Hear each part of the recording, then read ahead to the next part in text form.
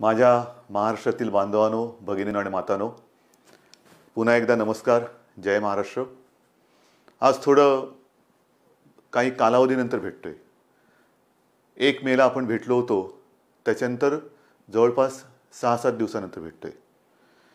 या गेल्या 6-7 दिवसात काय झालं, काय घडलं, असं न सांगण्यासारखं काहीच नाही आहे आणि जे काय घडतं आहे ते सगळ्यांना माहिती आहे. पण विशेष म्हणजे काल एक अतिशय चांगली गोष्ट झाली. महाराष्ट्रामधल्या सर्व पक्षांच्या नेत्यांसोबत माझी आणि आपल्या माननीय मंत्री महोदयांची, म्हणजे त्याच्यात उपमुख्यमंत्रीसुद्धा होते, सर्व काँग्रेस पक्षाचे, राष्ट्रवादी पक्षाचे आणि आपले शिवसेनेचे असे मंत्री होते आणि इतर पक्षांचे नेते यांच्यात एक बैठक झाली. सर्वांना आपण नेमकं काय करतो आहोत ह्याची कल्पना दिली गेली. सर्वांना त्यांच्या सूचना काय आहेत, कुठे काही याच्यात उणिवा जाणवत आहेत का, आणखीन काही करायला पाहिजे का, ह्या सगळ्या त्यांच्या सूचना घेण्यात आल्या. आणि खरंच मला एका गोष्टीबद्दल समाधान आहे की सगळ्यांनी अतिशय मनपूर्वक खूप चांगल्या सूचना दिल्या. त्यातल्या बहुतेक सगळ्या किंवा बऱ्याचशा सूचना आपण अंमलातसुद्धा आणलेल्या आहेत आणि आणतोसुद्धा आहेत. एकूणच कालची जी बैठक झाली त्याच्यामध्ये एकतेचं एक वेगळं दर्शन होतं. महाराष्ट्राची एकजूट, राजकारण बाजूला ठेवून सगळे पक्ष नेते, पक्षप्रमुख हे एकत्र आलेलं काल मला दिसलं आणि जो माझा आत्मविश्वास आहे तो आणखीन दुणावला. ह्याच्यामध्ये राजकारण नव्हतं. सगळ्यांनी मला सांगितलं की सरकार जे काही करतं आहे त्याच्यात आम्ही तुमच्यासोबत आहोत. आम्हाला जे जे काय वाटतं आहे हे आम्ही तुम्हाला सांगतो आहोत आणि आपणही त्यांना सांगितलं की वेळोवेळी तुम्हाला जे काही जाणवेल ते आपण सांगत राहा. आपण जे जे करता येणं शक्य असेल ते सर्व करू. ही अशी एक वेगळी एकजूट ही सर्व राजकीय पक्षांची, नेत्यांची एका चांगल्या पद्धतीने, चांगल्या वातावरणात त्या बैठकीमध्ये मला दिसली. आज खरं म्हणजे मी आपल्याशी बोलताना थोडासा व्यथित आहे. तो व्यथित एवढ्यासाठी आहे की आज पहाटे जे संभाजीनगर आणि जालनाच्या मध्ये त्या रेल्वे मार्गावरती घडलं, ह्या घटनेने मी खरंच एक मनातून असा दुःखी झालेलो आहे. हे जे मजूर इतर राज्यातले घरी जायला निघालेले आहेत, आपण त्यांना अनेकदा सांगितलेलं आहे, आजही मी सांगतोय की तुम्ही कुठेही अस्वस्थ होऊ नका, कुठेही बेचैन होऊ नका. राज्य सरकार पूर्ण तुमच्या सोबत आहे. मी यापूर्वीही सांगितलेलं आहे की इतर राज्यातले जे मजूर आहेत त्यांची आपण ठिकठिकाणी सोय केलेली आहे. जवळपास 5.5 ते 6 लाख मजुरांची सोय आपण राज्यात वेगवेगळ्या ठिकाणी केलेली आहे. त्यांची जेवणाची, खाण्याची सोय, त्यांच्यासोबत डॉक्टर्स दिलेले आहेत.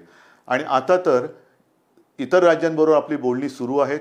इतर राज्यांमध्ये सुद्धा ट्रेन, रेल्वे आपण सुरू करून ज्या ज्या राज्यांमधले हे मजूर जिथे जिथे जाऊ इच्छितात तिथे केंद्र सरकार, आपलं राज्य आणि ज्या राज्यात हे जाऊ इच्छित आहेत त्या राज्यांच्या सरकारबरोबर बोलून आपण ह्या ट्रेनची सोयसुद्धा केलेली आहे. सुरुवात झालेली आहे. 1-2-5 दिवसापासून ट्रेन सुरू झालेले आहेत. मुंबईतून सुरू होत आहेत, पुण्यातून सुरू होत आहेत. पण हे करत असताना गर्दी होता कामा नये. जर गर्दी उसळली तर तुम्हाला माहिती आहे धोका अजून आपल्या अवतीभोवती फिरतोय.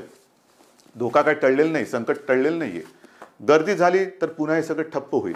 आणि म्हणून मला असं वाटतं की या सर्व मजुरांना मी सांगतोय, मजदूर आहेत, कर्मचारी आहेत, इतर नागरिक आहेत, कि आपको परेशान होने की कोई आवश्यकता नहीं है. आज तक जिस संयम आपने जो बनाए रखा है, संयम बनाए रखे. महाराष्ट्र की सरकार पूरी तरह से आपके साथ है. आपका सहयोग हम दोनों के लिए अच्छा रहेगा क्योंकि संकट बहुत ही गंभीर है.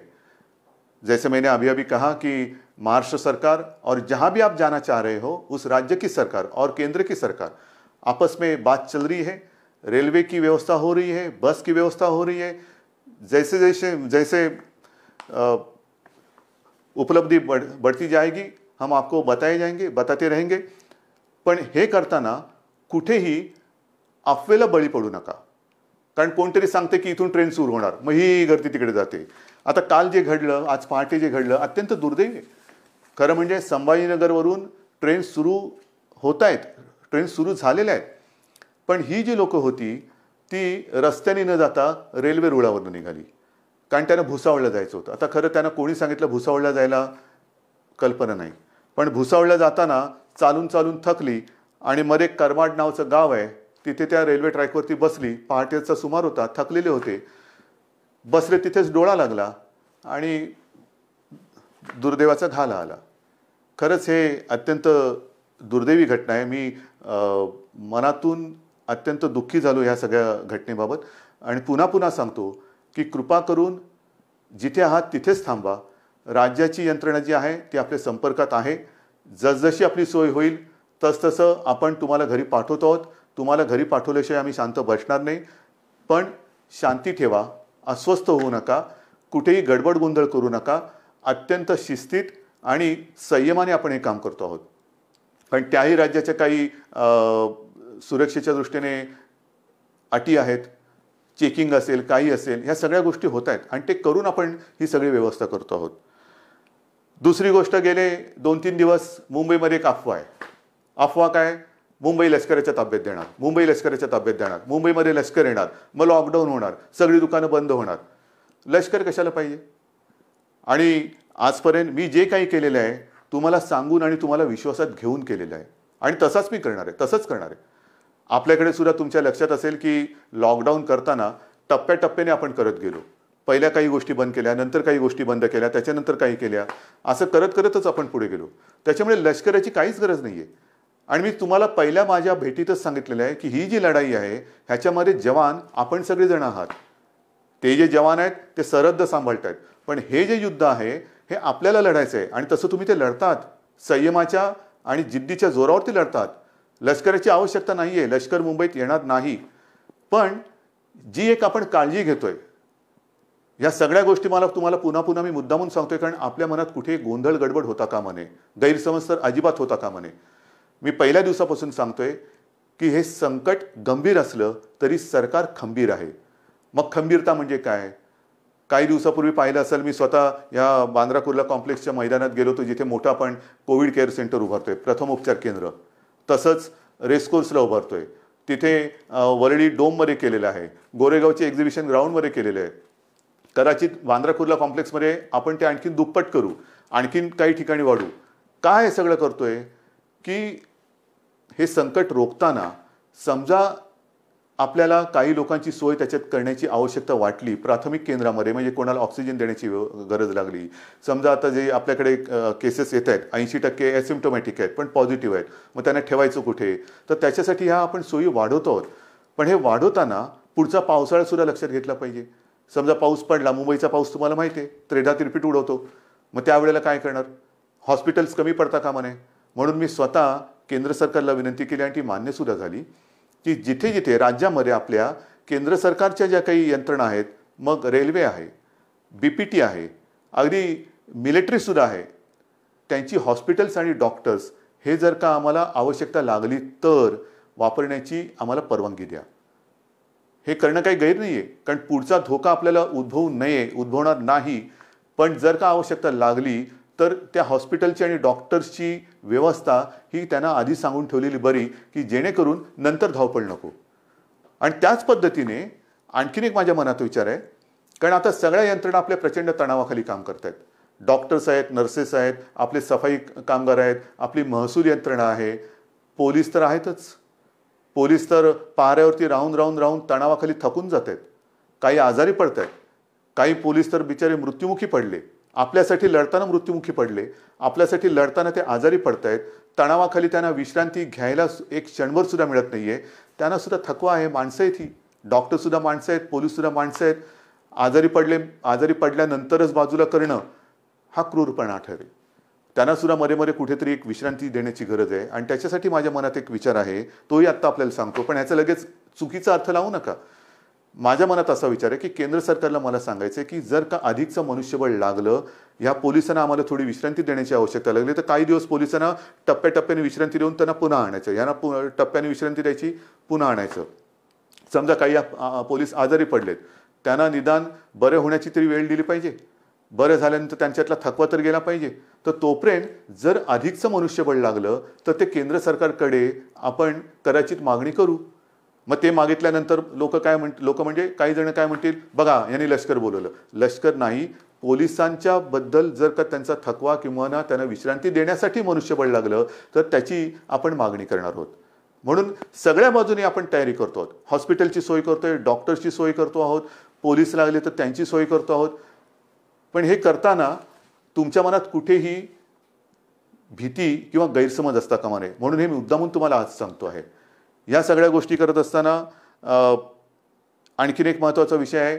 परप्रांतीय मजुरांना आपण पाठवतो आहोत. तसंच त्या राज्यात आपली जी काही मजूर असतील त्यांना आपण परत आणतो आहोत. ट्रेननी येतील, ट्रेननी जातील. काही वेळेला बसेस, जसं कोट्याचे विद्यार्थी आपण बसेस पाठवून त्यांना घेऊन आलो.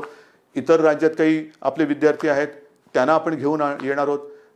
काही ठिकाणी तर राज्यांतर्गत विद्यार्थी कुठे कुठे अडकलेले आहेत. राज्यांतर्गत वाहतुकीचं काय?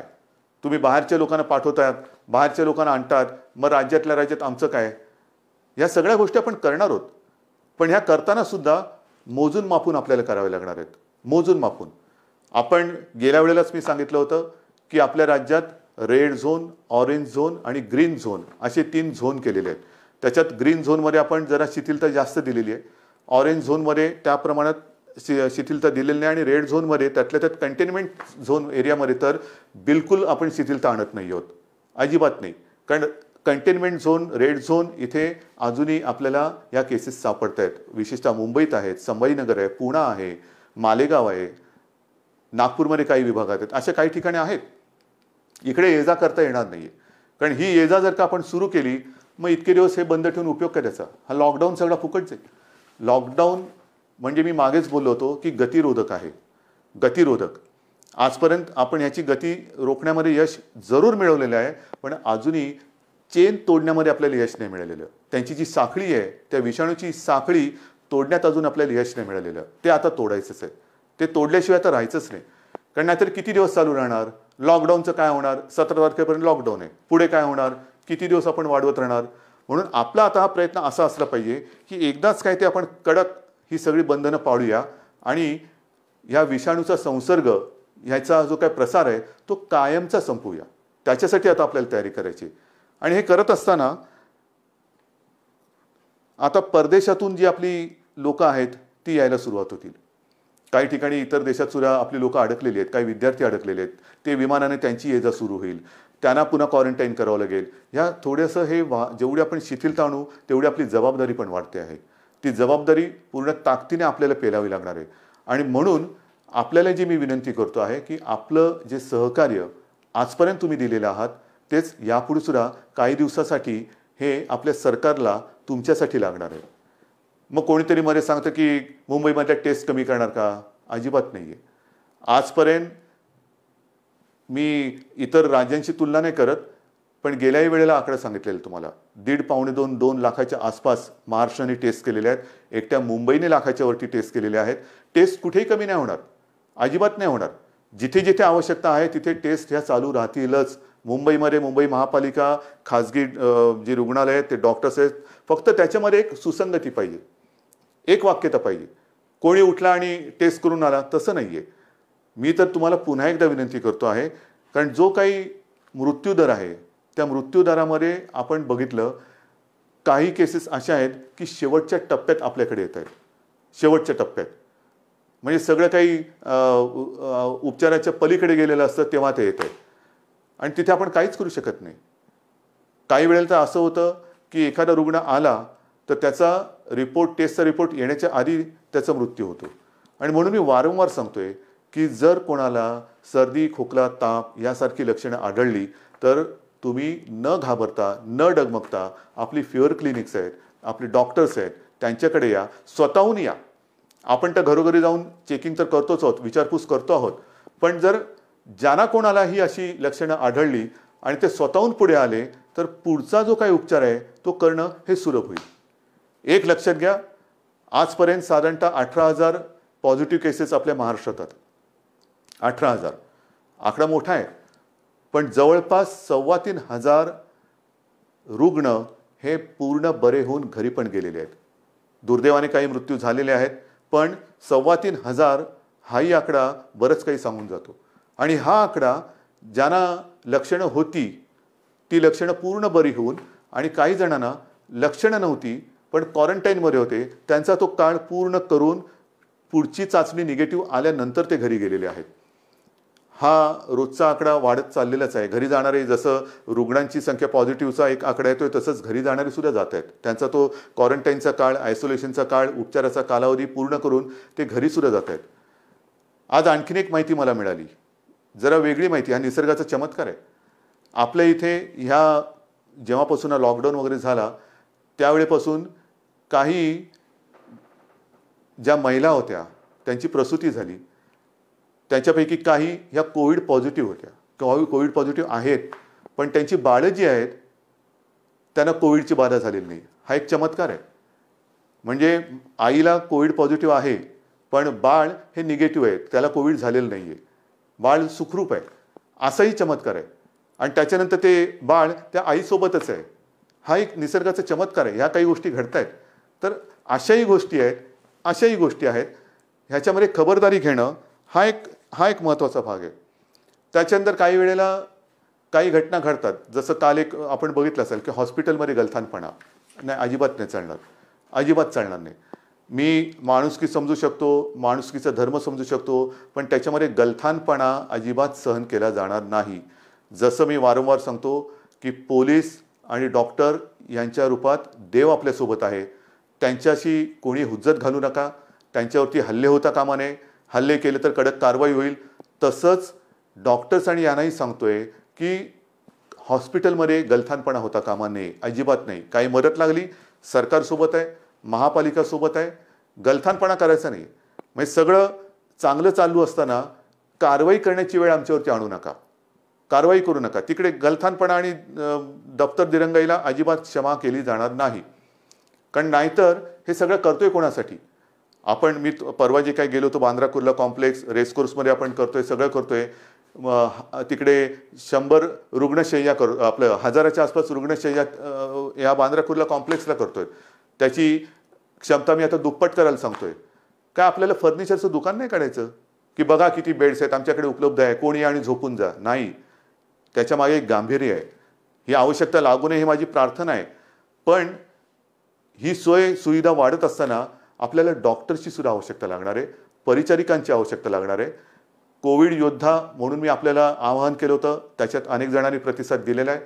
आज मी आयुषच्या डॉक्टरना सुद्धा विनंती करतो आहे, आवाहन करतोय की तुमची सुद्धा आम्हाला गरज आहे. होमिओपॅथी डॉक्टरची सुद्धा आवश्यकता आहे. आयुर्वेदचे डॉक्टर असतील, तुम्ही या. आपण सगळे मिळून एकजुटीने या संकटाचा सामना करूया. सगळे एकत्र आले, ठीक आहे ना. काही वेळेला गंभीर आजार असेल तिकडे ॲलोपॅथी चालेल. जर का आपल्याला प्रतिकारशक्ती वाढवायची असेल त्याच्यासाठी होमिओपॅथी किंवा आयुर्वेद चालत असेल, जरूर या. कदाचित हे सगळे आपले आयुषचे डॉक्टर्स आणि या सगळ्या डॉक्टरशी फिवर क्लिनिकमध्ये मदत होणार असेल, सर्दी खोकला ताप आहे की नाही बघण्यासाठी, तेवढंच आपल्याला हॉस्पिटलमध्ये काम करणाऱ्या डॉक्टरांवरचा ओझं ताण हा कमी करता येईल. म्हणून मला आपल्याला ह्या सगळ्यांची आवश्यकता आहे. आणि त्याच्यासाठी मी आज आपले डॉक्टर लहाने साहेब त्यांना सुद्धा सांगितले की डॉक्टर साहेब अर्थात ते सुद्धा दिवसरात्र मेहनत करतातच आहेत, कोणी मेहनतीमध्ये मागे पडत नाही आहे. त्यांनी सुद्धा आता पुढाकार घेतलेला आहे. डॉक्टर ओक आपल्यासोबत आहे, टास्क फोर्स आपल्यासोबत आहे, सगळे आपल्यासोबत आहेत. आणि हे करून आपण ही लढाई अधिक मजबूतीने आता लढत आहोत. म्हणून मला हात जोडून विनंती करायची की हा जो आता लॉकडाऊनचा टप्पा आहे हा सतत आता वाढवत जायचं की नाही जायचं, लॉकडाऊनचं काय करणार हे तुम्ही ठरवायचं आहे. जेवढं तुम्ही शिस्त पाळाल, जेवढं तुम्ही बंधनं कडक पद्धतीने पाळाल, तेवढं लवकर आपण या संकटातून बाहेर येऊ. कोणालाही आनंद नाही आहे लॉकडाऊन वाढवण्यामध्ये. लॉकडाऊन वाढवणं म्हणजे पिंजऱ्यात बसल्यासारखं आहे, कोंडवाड्यात बसल्यासारखं आहे. आत्ता ते बसण्याची गरज आहे. आणि ती शिस्त अजूनही मला काही ठिकाणी बिघडलेली दिसते. मग मुंबई असेल, इतर शहरं असतील, ही शिस्त बिघडवणं म्हणजे आपण आपलं संकट लांबवणं आहे. जेवढं तुम्ही हे बंधन तोडायला बघाल तेवढं हे बंधन अधिकाधिक तुमच्या भोवती आपला फास आवडत जाईल. म्हणून हे बंधन पाळणं, शिस्त पाळणं, लोकांमध्ये न मिसळणं, एकमेकाशी आता ह्या कालच्या त्या सर्वपक्षीय बैठकीमध्ये जो मी एक शब्द वापरला होता, फिजिकल डिस्टन्सिंग. सोशल डिस्टन्सिंग म्हणजे जरा त्याचा अर्थ वेगळा होतो, सामाजिक अंतर नको आहे. थोडंसं आपल्याला एकमेकापासून अंतरावरती राहणं, मग त्याला शब्द फिजिकल डिस्टन्सिंग म्हणायचं आहे किंवा आणखीन काय म्हणायचं आहे, काही म्हणा, पण ते अंतर ठेवून आपल्याला पुढचा काही काळ तरी तोंडाला मास्क लावून, हात सतत धूत राहून हा असा काही काळ आपल्याला काढावा लागेल. हे संकट अजूनही कोणाला अंदाज येत नाही आहे. काही जण आता म्हणायला लागलेत कोरोनाबरोबर जगा. कोरोनाबरोबर जगा म्हणजे कसं जगायचं? हे असं घरात राहून? हे नाही चालणार आपल्याला. आपला महाराष्ट्र, मी अनेकदा सांगतोय, मला लष्कराची अजिबात गरज नाही आहे, कारण हा शिवरायाचा महाराष्ट्र आहे. नुसते आपण बोलताना शाहू फुले, आंबेडकर, गाडगे महाराज यांची नावं घेऊन उपयोग नाही आहे. त्यांनी जे काय आपल्याला शिकवलेलं आहे, छत्रपती शिवाजी महाराजांनी सुद्धा आपल्याला लढायचं कसं हे शिकवलेलं आहे. आणि त्यांची परंपरा असलेला महाराष्ट्र, इथे मला लष्कराची आवश्यकता नाही. माझा प्रत्येक नागरिक हा जवान आहे, हा सैनिक आहे, आणि तो या लढाईमध्ये स्वतः लढून या विषाणूवरती मात केल्याशिवाय राहणार नाही. हा तुमच्याबरोबर माझा सुद्धा आत्मविश्वास आहे. म्हणून पुन्हा एकदा सगळ्यांना सहकार्याची विनंती करतो, धन्यवाद देतो. जय हिंद, जय महाराष्ट्र.